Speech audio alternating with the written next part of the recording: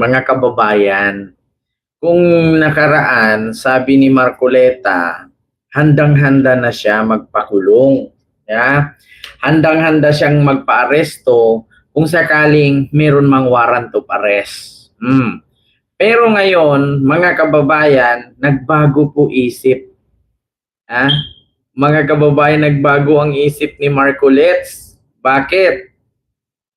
Tita Gali, hello po. Parang ayaw yatang magpa-aresto na.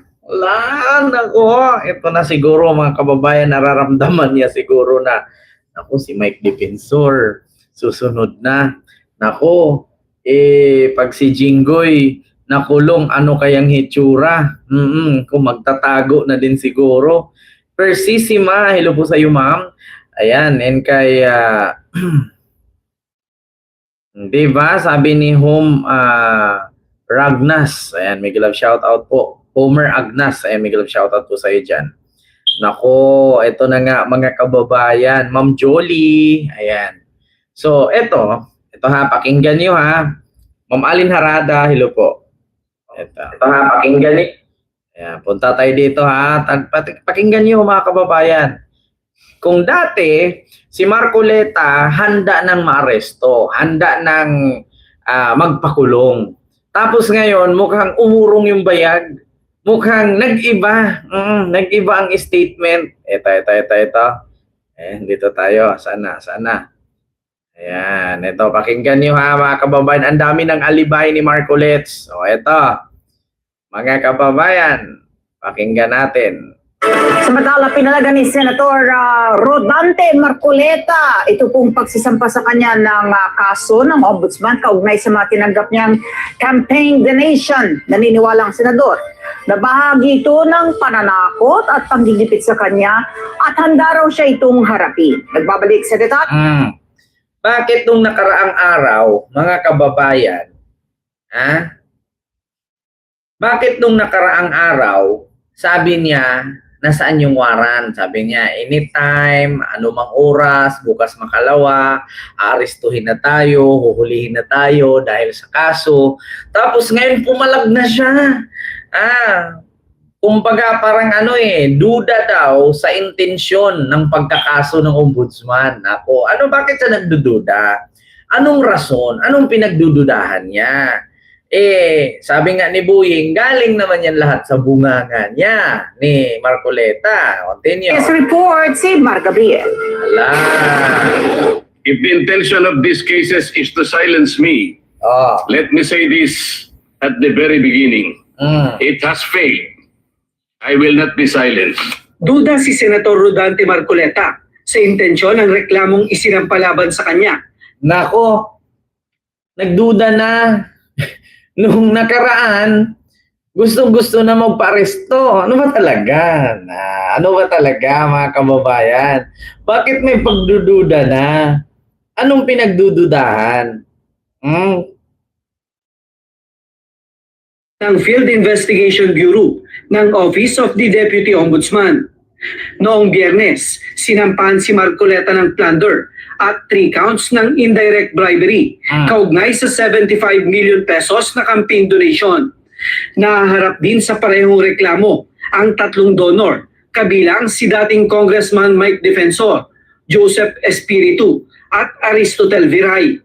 Sabi ni Marcoleta, questionable ang timing ng pagsasampa ng reklamo. Bakit questionable na? Bakit questionable na ang timing? Nagtatanong lang po, bakit naging questionable na? Nung nakaraan, antay kayo, warrant of arrest. Tapos ngayon parang nag-iba na. Nag-questionable na yung timing ng pagsampa ng kaso. Mukhang hindi na. Bakit questionable? Dahil ba sinakyan mo yung 18 Marines? Dahil ba isa ka sa mga nagpapatawag? Hindi po siya masasabing timing yung pagsasampa ng kaso. Kasi ang sabihin niya dahil nasa Blue Ribbon siya, nanalo si Alan. Pinalitan na yung Blue Ribbon chairperson. Si Erwin Tulfo na ang may hawak ng Blue Ribbon. So anong idadahilan ni Marcoleta? Kaya siya kinasuhan kasi siya yung Blue Ribbon chairperson. Hindi naman na siya si Hindi naman siya ang chairman ng Blue Ribbon, si Erwin Tulfo naman. So anong rason? Dahil ba kalaban siya ni BBM? Anong kinalaman ni BBM dyan sa donation? Oh, continue. The complaint arrived while the Senate is confronted with uncomfortable truths, namely, the pending continuation of the investigation of the anomalous flood control projects, inconstitutional burden of an impeachment trial, and the growing pressure upon this institution to surrender its independence through political maneuvering disguised as constitutional reform. Sabi ni Marcoleta, handa niyang harapin at sagutin isa-isa ang mga isinampang reklamo sa kanya. Handang harapin, handang sagutin. Ang tanong, paano yung waran? Di ba ang sabi mo, bukas makalawa o baka bukas o di kaya sa mga susunod na araw, tayo, ang inyong lingkod ay aarestuhin. Bakit hindi mo harapin yung warrant? Bakit ang harapin mo ay yung kaso? Warrant na nga. Nako. Wala naman daw itong sapat na basihan at ebidensya. For the Filipino people, Ayan na, wala daw sapat na basihan or ebidensya. Samantalang, nung nakaraang araw, ang sabi, gustong harapin yung warrant. O bakit ngayon nag-iba na? Bakit yung kaso na at bakit walang ebidensya? Kaya nagtataka lang ako mga kababayan, kasi, ang sabi niya, handa niyang harapin yung warrant. Pero ngayon, biglang nag-iba statement, wala daw sapat na ebidensya ang ikinaso sa kanya. So bakit ayaw na yung warrant harapin? Bakit yung kaso na? So ano ba to? Natatakot ba? Kasi nung nakaraan, handa po ang inyong lingkod. Huwag po kayong mawalan ng loob. Mawalan ng loob. Sabi, handa po tayo. Ganyan. Tapos ngayon, biglang nagpumalag. I must say what is plain. A complaint without nexus is not justice. A complaint without evidence is public injury, official favor, corrupt consideration, or abuse of office is not accountability. Kinukonsinti daw yung pangungurakot, tapos yun daw mga corruption ay hindi na daw accountability, parang ganun-ganun daw. Alam mo, sa totoo lang, Marcoleta, parang nag-uulyanin na. It is machinery. It is pressure. It is a warning shot fired at those who refuse to kneel. Sa harap nito, iginit ng senador na hindi siya titiklo at yuyuko sa mga nasa likod ng panggigipit sa kanya. Hindi rin daw siya mananahimik sa pagsisiwalat ng katiwalian at katotohanan. Madam President, kaya po ba nila kong ipakulong? Kayang-kaya po nila. Kamakailan lamang po, hindi pa nagtatagal. Dito rin sa bulwagang ito, somebody said, sometimes you need to bend the law. No, sometimes you need to bend the law. Bakit ba, Marcoleta? Meron bang nilabag na batas ang ombudsman kaya kinasuhan ka? Di ba? Tanong ko lang. Sometimes you need to bend the law. Sabi niya. Sige, continue To be natin. able to please the people. Am I right, Mr. Secretary Remulla? Naku, binila. Secretary Remulla, then the Secretary of Justice, now Ombudsman, said loudly, yes, sir. So pwede na nang baluktutin lahat, kagaya ng pambabaluktot na ginawa nila. Binaluktot ba yan? Kasi sa totoo lang, sabi ni Remulla, yung kaso sa'yo, yung ebidensya ay galing din sa'yo. Una, bakit ka ba kinasuhan ng plunder dahil tumanggap ka ng donasyon mula kay Mike Defensor, kay Espiritu at kung sino pa yung tatlo yan eh. Hindi naman sana yan malalaman kung hindi ka makuda. Una, ang sabi mo, doon sa SOSE, pera mo ang ginastos mo nung eleksyon. Pangalawa, walang nagbigay, walang nag-donate, sarili mo galing. Tapos, ngayon noong nasilip ang salin mo at ang SOSE mo na hindi tugma, kasi una, kung bakit hindi tugma, mga kababayan, sa kanyang salin, ang nakalagay doon, 52 million ang pera niya.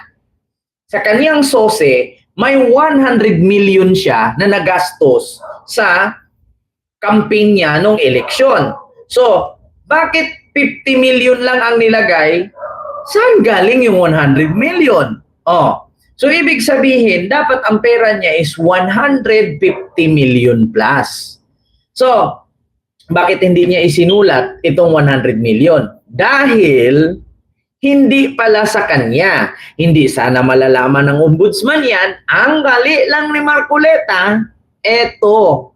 Kaya siya nakasuhan at ito yung ginawang ebidensya kasi bakit? Madaldal kasi siya. Imbes na okay na yun, no? Okay na yun. Hindi nagmatch yung SOSE at SALN. Kasi sa SOSE niya may 100 million na gastos pero sa SALN 50 million lang ang pera niya. Na instead dapat 150 ang ilagay niya sa SALN para yung 100 na gastos, yung 50 ang natira. Okay na sana yun. Ang problema makuda. Makuda si Tanda. Eto na ang sinagot niya. O, pakinggan niyo ha. Doctors May hate ads me. lang. I'm not 30, I'm 75, and I do Tai Chi chair workout every day.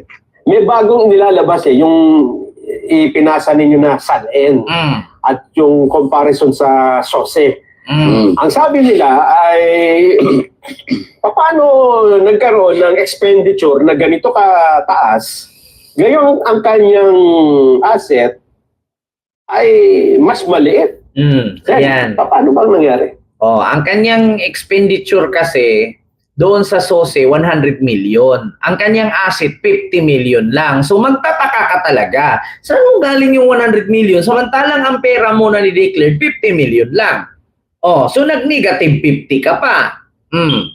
So ang nangyari mga kababayan, eto na, in-explain na niya. Dito siya nahuhuli. Kaya sabi ni Boying Remulla, ang isda nahuhuli sa bunganga. Lahat ng ebidensya na ikinaso laban kay Marcoleta ay galing mismo sa bunganga ni Marcoleta.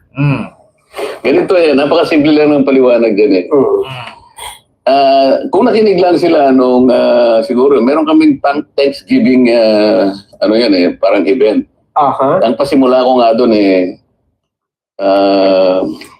meron pong mga ibang mga kababayan natin ang halos hindi makapaniwala kung bakit po tayo nanalo. Meron nga ang isa nga akong broadcaster dyan hanggang ngayon hindi makamove on. Yun naman hindi ko kinakailangan, sinabi ko yun. Nagtaka. Pero sabi ko, nakalimutan po nila na napakarami kong kaibigan. Okay. Ang marami po sa inyo ay nasa harap po ngayon. Nelson, alam mo, mga kaibigan ko, nagbigay sa akin talaga. Oh, ayan. Oh, inamin niya. Oh, ebidensya na yan. 'Di ba? Kasi kaya siya nakasuhan ng plunder. Kasi ang ginawa niya kasi dun sa SOSE, 112 million ang nagastos niya. Pero ang diniklaran niya na ang pera niya sa loob ng taon na to, 50 million lang.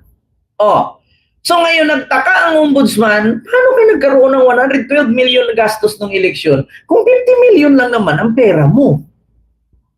So saan galing tong hindi mo may paliwanag? Eh di ngayon, kinasuhan siya.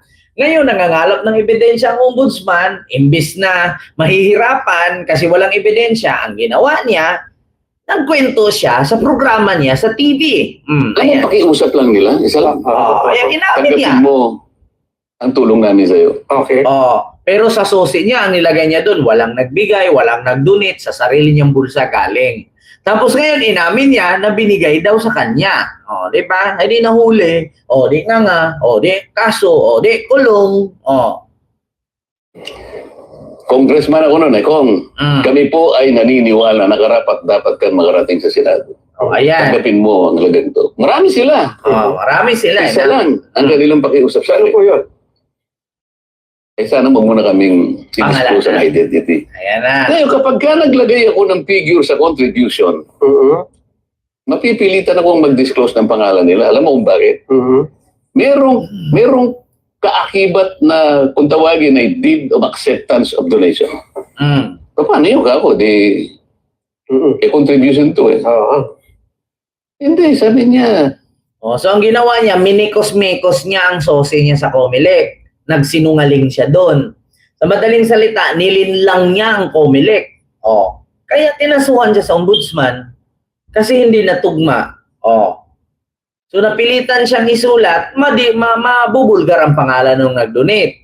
Ang ginawa niya, sinabi niya, pera ko, sarili kong pera, bulsa galing, walang nagbigay, walang nag-donate. Ayun, nahuli ang isda sa bunganga. O di nakasuhan. Binigay ko nga sa'yo, contribution, pero utang na loob mo sa akin yan. O ayan. Ituring mo na lang na utang. Sabi niya. Utang na loob. Hindi. O ituring mo na lang na utang. O ngayon. So, ano ang iisipin ng ombudsman ngayon yan? Nagbigay ng pera sa'yo si Mike Defensor tapos may kabayaran? Di plunder yun. Di ba? Magiging kasong plunder. Bakit? Paano kung may negosyo si Mike Defensor na illegal? Di ngayon poprotektahan mo si Mike Defensor kasi bakit? Nagbigay siya sa iyo eh.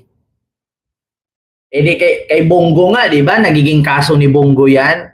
Conflict of interest. Bakit? Si Bongo, senador.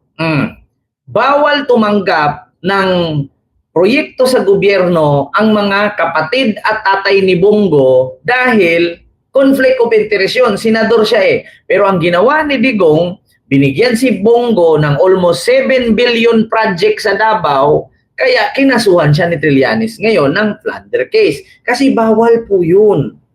Katulad kay Marcoleta, bawal din po magbigay ang isang negosyante ng ganyan kalaking pera kung magiging utang na loob lang din naman. Una, hindi sana mali yun. Hindi sana bawal. Kung diniklara niya. Ang problema, hindi niya dineclare. So, bakit niya kailangan ilihim? So, once na ilihim mo, may something. Once na hindi mo isabi, ibig sabihin, may binabalak. Ayun, nabuking. Utang lang. Basta utang na hindi babaya. Utang na loob eh. Ngayon, dahil sa hindi ko pwedeng isiwalat ang kanilang identity. Di, kulong ka. Kaya sinabi ko, zero in contribution. Na mapipilitan ako ngayon na gawing zero yun. Mapipilitan ako ngayon na gawing zero yun. So, ibig sabihin, batas mo ang nasusunod, hindi na batas ng Pilipinas. Once na you bend the law, kulong ka. Bakit mo papairalin yung sarili mong desisyon o sarili mong batas? Nakasaad naman sa batas sa Comelec na bawal PKN, bawal magsinungaling sa SOSE. So, ibig sabihin, inamin niya na nagsinungaling siya at sarili niyang desisyon yun. Nilabag niya ang batas. Diba? Dahil kapag hindi ko nilagay, pag nilagyan ko ng amount yun, mapipilitan ko isa-isa kayong i-disclose ko ang inyong identity. Ngayon. So, hindi niya nilagyan ng pangalan. Nilagay niya doon amount, pero sarili niyang pera daw. Ngayon, nabutasan siya eh. Kasi, paano ka nagkaroon ng 112 million na pondo sa pangangampanya mo noong tumakbo kang senador kung ang pera mo 50 million nga lang? Hindi talaga nagni-negative pa. Hindi naman po pwedeng hindi ko gastahin yung binigay niyo sa akin. Kasi yung iba, magkakakilala kayo eh. Mamel dahil halimbawa, ang nilagay kong gastos ko ron, 5 million, sabi ko. Nakukwenta nila eh. Diba, tinago ni Kong Dante. Tingnan mo nga naman ang buhay. Nanalo na, kumita pa. Ayoko naman yun. Kasi pinagtiwala nila sa akin. At saka Kailangan gastahin ko yun. kailangan talagang expense. Hindi pwedeng hindi ko gastahin sapagkat binigay nila sa akin. Sapagkat gusto nilang manalo ako. May tiwala sila sa akin. Pinagtiwalaan nila ako. Meron bang batas, Nelson? Na magsasabi, pipilitin ko sila ni-disclose. Bigyan mo ako ng batas. Diba? Nagtanong pa siya, meron ba daw batas na nagsasabing piliting ibulgar yung pangalan nung nag-donate? Meron po. Nakasaad kasi doon, kailangan kumpleto. Kailangan totoo. Hindi ka magsinungaling.